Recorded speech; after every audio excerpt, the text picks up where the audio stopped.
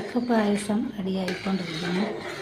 വരിക്കച്ചക്ക ചെറുതായി അരിഞ്ഞ് ശർക്കരയും നെയ്യും ഒഴിച്ച് വരട്ടി ഒരുപാട് സമയം എടുക്കും ഇത് വരണ്ട് വരാൻ.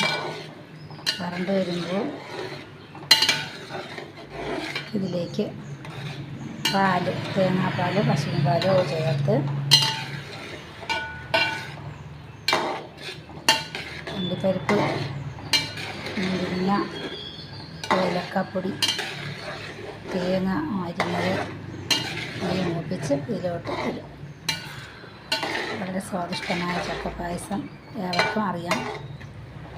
അങ്ങനെ ഇന്ന് ഞാനും ചെയ്യുന്നു. ചക്കപ്പായസം ഒരുപാട് സമയമെടുക്കും വരണ്ട് വരാനായിട്ട്. തുടങ്ങിയിട്ടേ ഉള്ളൂ. ഒരുപാട് സമയമെടുക്കും.